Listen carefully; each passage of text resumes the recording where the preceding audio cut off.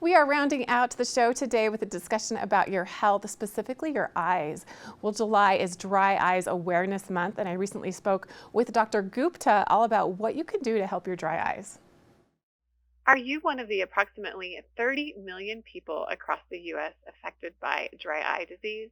Well, this irritating condition can happen if your eye doesn't make enough tears or tears evaporate too quickly.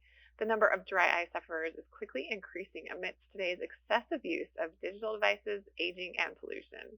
Dr. Preeya Gupta, an ophthalmologist who specializes in dry eye treatment, is here to share tips for fast-acting relief from irritating dry eye symptoms and to help us find relief with Dry Eye Awareness Month happening now. Dr. Gupta is joining us from Durham, North Carolina. Thanks for being here. Thanks for having me. What are some of the causes and symptoms of dry eye disease?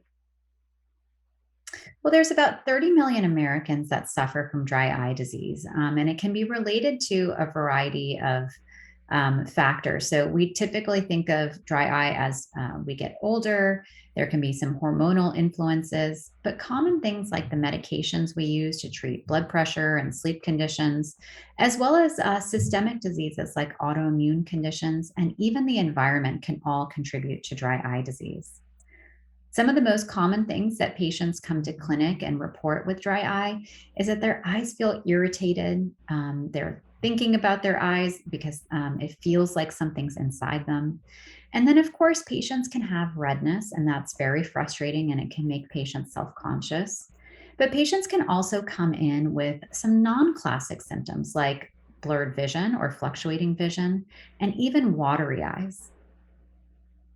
What trends are you noticing in your dry eye patients? I think one of the most alarming trends that I'm seeing is that patients are coming in at a younger and younger age. So it's not uncommon for me to see patients in their 20s, 30s, and 40s, even with dry eye disease. I don't know if it's related to our digital lifestyle, certainly, even with mask wear, diversion of the airflow towards the eyes. Those have all been postulated ideas on why we're seeing this younger and younger. What are some of the most common complaints your dry eye patients share?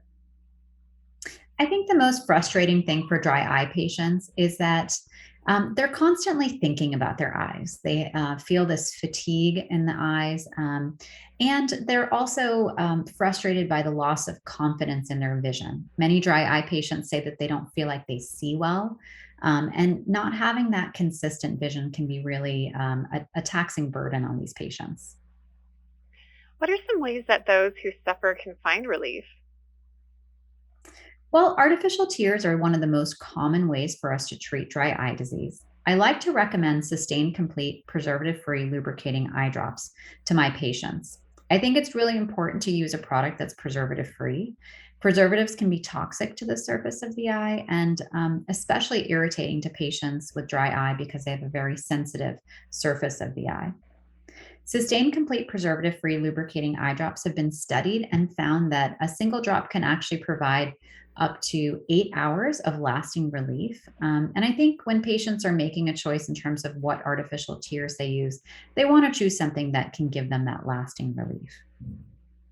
And where can we find more information about this? I would love for everyone to go to sustain.com. July is Dry Eye Awareness Month, and in honor of that, they're offering an $8 coupon for Sustain Complete Preservative Free Lubricating Eye Drops. So I encourage all of you to give it a try. Will do. Well, thank you so much, Dr. Priya Gupta, for joining us today. Really appreciate this important information about dry eyes and great solutions. Thanks for your time. Thanks so much for having me.